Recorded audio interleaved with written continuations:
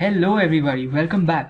तो आप लोगों ने सॉल्व किया ये वाला question. I am sure most of you must have got the answer. The answer is मैं अभी नहीं बताऊंगा, मैं खुद सॉल्व करके दिखाता हूँ so that you can check कि आंसर कैसे आता है।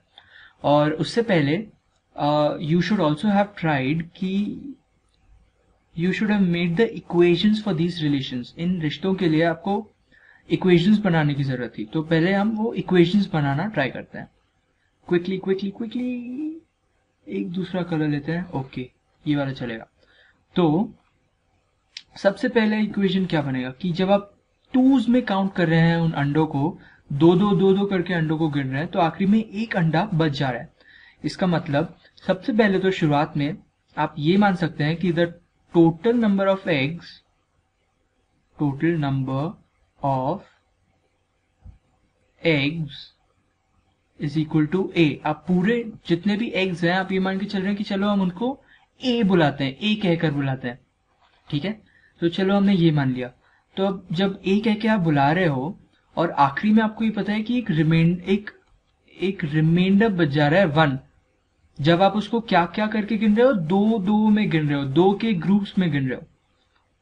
इसका मतलब सिंपली ये होता है कि आप उसको जब दो में डिवाइड कर रहे हैं, दो के ग्रुप्स में डिवाइड कर रहे हैं। जैसे अगर आपके पास सपोज एक नंबर है 1 2 3 4 5 6, तो जब आप इन 6 अंडों को अगर आप दो करके गिनेंगे तो 1 2 3 4 5 6, तो आपके पास कितने ग्रुप्स बने?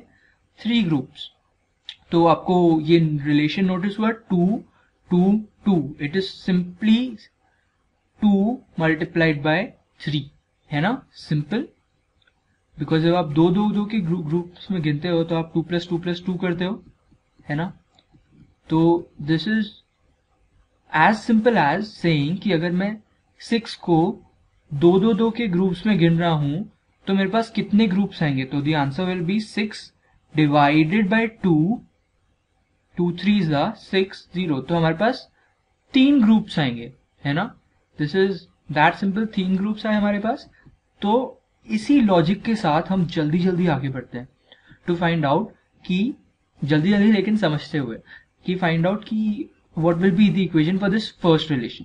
तो यहां पे भी हमारे पास टोटल ए एग्स हैं, ठीक है, और उसको हम 2 में गिन रहे हैं। तो कितने टोटल ग्रुप्स आएंगे ऐसे?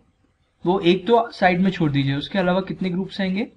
तो उसके अलावा कुछ नंबर ऑफ ग्रुप्स आएंगे। चलो हम उनको P मान लेते हैं। तो हम ऐसा लिख सकते हैं कि A इज इक्वल टू, जो हमने ग्रुप्स लिया 2 इंटू P, है ना, 2 इंटू P आएगा। लेकिन हो सकता है ये जो A है उससे थोड़ा कम हो, तो प्लस एक रिमाइंडर। तो इस लाइन का सीधा सा मतलब ये है कि जब आप A को 2 से डिवाइड करेंगे तो आपके पास कुछ कोशेंट आएगा P, और सब्ट्रैक्ट करने के बाद नीचे कुछ रिमाइंडर आएगा और वो रिमाइंडर है 1। और मैंने जैसा पिछली बार भी कहा था कि मैथ्स इज नथिंग बट कीन ऑब्जर्वेशन। तो अगर आप ये चीज ऑब्जर्व की होगी आपने कभी, तो आपको पता होगा कि अगर कभी भी 2 से डिवाइड करने पर अगर कभी भी रिमाइंडर 1 आ रहा है, इसका मतलब वो नंबर एक ऑड नंबर है। तो अगर आप एक डिटेक्टिव हैं तो आपको एक क्लू तो यही मिल गया कि आप एक ऑड नंबर की तलाश में हैं। ओके, तो चलो अब हमें ये तो समझ में आ गया कि हमें इक्वेशंस कैसे बनानी है। तो हमने एक इक्वेशन तो बना ली कि A is equal to 2 into P plus R। ये हमारा यूक्लिड्स डिवीजन लेमा को मद्देनजर रखते हुए जो हमने यहाँ पे पहले पढ़ा था कि given any positive integers A and B, जो इन दिस केस हैं एक्सक्यूज मी, हाँ, तो जो इस केस में है A, जो हमने A ही माना है, और B इस बार हमारा 2 है, तो there will always exist some Q and some R। Okay, जब ये समझ गया है तो हम जल्दी से आगे बढ़ सकते हैं। तो इसी तरह हम दूसरी इक्वेशन भी लिख सकते हैं। अब जो टोटल नंबर है वो तो सेम ही रहेंगे, A that is equal to, इस बार हम तीन के ग्रुप्स में गिन रहे हैं, तो इट विल बी 3 इंटू कोई नया नंबर, जरूरी नहीं है हर बार P हो, तो इस बार होगा Q सपोज, प्लस आर के बदले हम दे देते हैं से सी, जस्ट फॉर अंडरस्टैंडिंग सेक। मतलब हर बार रिमाइंडर भी अलग होगा और जिस नंबर से मल्टीप्लाई होते हैं वो भी अलग होगा। या फिर आप ऐसे भी लिख सकते हैं कि a इज इक्वल टू, जो अब नए नंबर पे चलते हैं। अब जब हमने 4 में डिवाइड किया तो it will be 4 into some new number, r तो नहीं हो सकता, r तो मैंने लिख लिया, तो it will be 4s plus remainder suppose बच गया d, है ना। तो एक्चुअली हमें RCD लिखने की जरूरत नहीं है क्योंकि हमें पता है कि रिमाइंडर्स क्या है। इस केस में रिमाइंडर है 1 पहले केस में, तो एक रिमाइंडर बच रहा है। दूसरे केस में रिमाइंडर है 2, तो दूसरा रिमाइंडर बच रहा है। और तीसरे केस में रिमाइंडर है 3। ओके, तो मैं यहाँ s के बदले इसे r भी लिख सकता हूँ, तो मैं इसे r लिख देता हूँ बस, ताकि ऑर्डर में रहे p q r। ओके, अगली इक्वेशन जल्दी 5 टाइम्स में गिन रहा है, तो a is equal to 5 something जा कुछ इंटू 5 s प्लस क्या रिमाइंडर है 4, सो 4 इज आर रिमाइंडर। उसके बाद a is also equal to, हम अगली इक्वेशन पे बढ़ते हैं। जब हम 6 में गिन रहे हैं तो 6 इंटू समथिंग जा, तो मैं उसे कह सकता हूँ t, p q r s t, इस तरीके से, प्लस हमारा रिमाइंडर बच जाएंगे 5 अंडे। ओके, तो मुझे उम्मीद है कि आपको ये सारी इक्वेशन भी समझ रही हो, क्योंकि वो सिर्फ इसी इक्वेशन की तरह बनाई गई है, बिल्कुल सेम। तो अगर आपको कोई भी डाउट हो तो फिर भी आप मुझे मेल करके पूछ सकते हैं।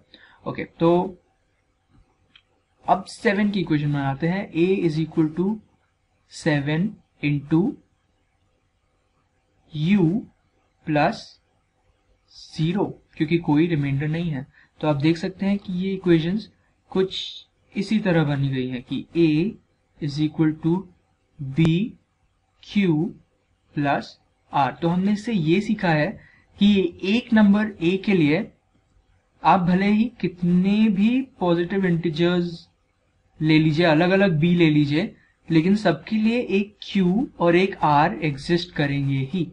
चलो, तो ये तो हो गई हमारी इसकी बात, हमारी इक्वेशंस की बात। अब हम आंसर निकालते हैं। तो उसने कहा था, रामू काका जी ने कहा कि भाई 150 से तो कम ही अंडे हैं, और 150 तो 7 के टेबल में आता भी नहीं, क्योंकि ये देखिए यहाँ पे 7 के टेबल में आना चाहिए जो नहीं आता। तो हम फिर कुछ और नंबर से ट्राई करेंगे जो 150 से छोटा हो। तो 147 मुझे पता है कि 7 के टेबल में आता है, क्योंकि 14 भी 7 के टेबल में आता है और 7 भी 7 के टेबल में आता है, इसलिए 147 7 के टेबल में आता है। तो मैं सबसे पहले चेक करके देखूंगा। अब ये सारी इक्वेशंस इस नंबर के लिए सैटिस्फाई करनी चाहिए। तो हम देखते हैं कि ऐसा है कि नहीं। सैटिस्फाई मतलब हर बार मैं किसी भी नंबर से डिवाइड करूं, सपोज 6 से, तो अगर मैं 147 को, हमारे a को अगर 6 से डिवाइड करूं जो हमारा b है, तो मेरे पास रिमाइंडर हमेशा 5 ही बचना चाहिए, है ना। तो देखते हैं ऐसा हो रहा है क्या।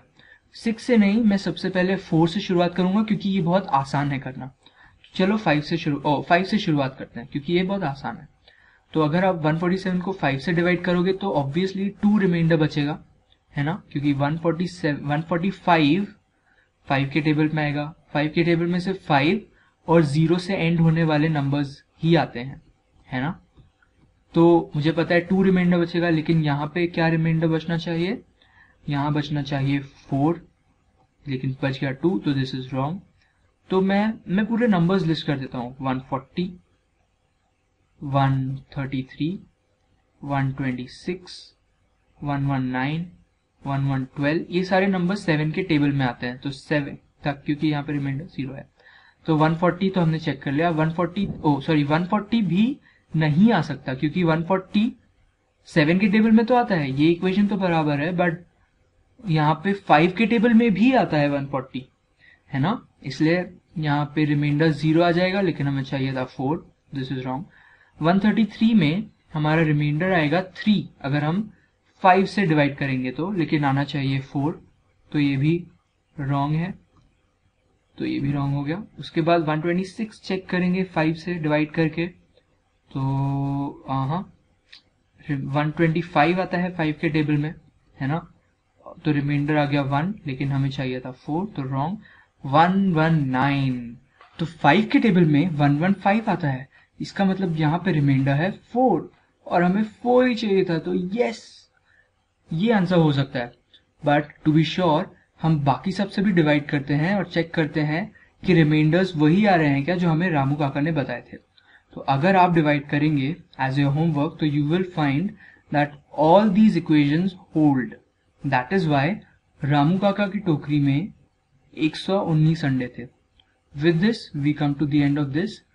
सी you soon in the next class and be sure to visit the website जिसकी लिंक नीचे दी हुई है, और वहां पे दिए हुए एमसीक्यूज को सॉल्व करना ना भूलें to complete your revision. Okay, thank you.